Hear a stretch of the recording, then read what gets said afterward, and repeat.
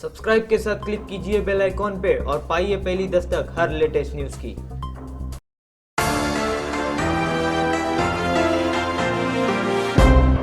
नमस्कार आदाब, मैं तरन्नुम पटेल। आप देख रहे हैं ग्लोबल न्यूज़ चैनल। 20 अप्रैल से कुछ राज्य खोल दिए जाएंगे। कोरोना वायरस के संसर्ग में जो राज्य नहीं है वो राज्य खुलेंगे।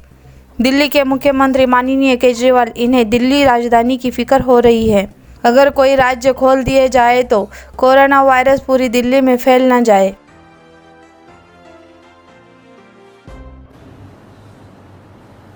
सबको नमस्कार। कल 20 तारीख है और केंद्र सरकार के दिशा निर्देशों के अनुसार कल से उन क्षेत्रों में जहाँ पे कोरोना का असर कम है या कोरोना नहीं है, वहाँ पे लॉकडाउन के शर्तों में थोड़ी ढील दी जा सकती है। तो हम सब लोगों को बैठ के ये सोचना है कि कल से क्या ढील दी जानी चाहिए और अगर ढील दी जानी चाहिए तो कितनी ढील दी जानी चाहिए। केंद्र सरकार का कहना है कि जो हॉटस्पॉट्स हैं और जो कंटेनमेंट जोन्स हैं उनमें ढील फ़िलहाल नहीं दी जानी चाहिए, क्योंकि वहाँ पे स्थितियाँ ख़राब हैं और अपने को कंट्रोल करने की ज़रूरत है। दिल्ली में 11 ज़िले हैं। दिल्ली के 11 ज़िले हॉटस्पॉट डिक्लेयर किए गए हैं। तो केंद्र सरकार के मुताबिक तो सभी कंटेनमेंट जोन्स में ढील नहीं दी जा सकती। आज दिल्ली में पूरे देश की 2% जनसंख्या रहती है, लेकिन पूरे देश के जितने कोरोना के मामले हैं उसका 12% मामले कोरोना के दिल्ली में हैं। क्यों? दिल्ली देश की राजधानी है, इसीलिए दिल्ली को कोरोना की सबसे मुश्किल लड़ाई इस टाइम दिल्ली लड़ रही है। पिछले 2-2.5 महीने के अंदर विदेशों से जितने लोग आए वही लेके आए कोरोना विदेशों से, अपने देश में तो था नहीं।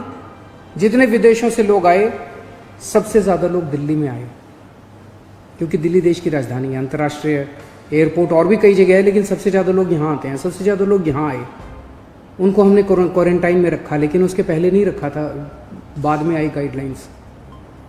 तो सबसे ज़्यादा मार दिल्ली को बर्दाश्त करनी पड़ी। मरकज़ के अंदर जो इंसिडेंट हुआ उसका भी सबसे ज़्यादा मार दिल्ली को बर्दाश्त करनी पड़ी। इसे दिल्ली पे सबसे बड़ी जिम्मेदारी पड़ी।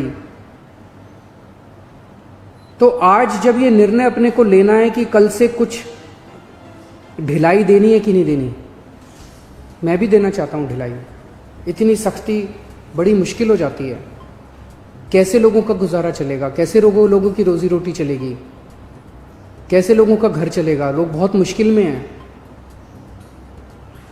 बच्चों के स्कूल बंद हैं। हम भी ढिलाई देना चाहते हैं, लेकिन ढिलाई देना बड़ा आसान है।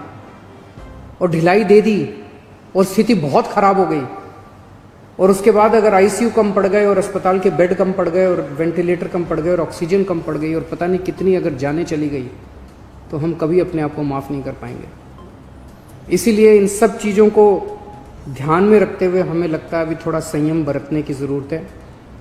हमने निर्णय लिया है अपने दिल्ली वासियों के ज़िंदगी का ख्याल रखते हुए, सबकी सेहत का ख्याल रखते हुए, कि फ़िलहाल लॉकडाउन की शर्तों में कोई ढिलाई नहीं दी जाएगी।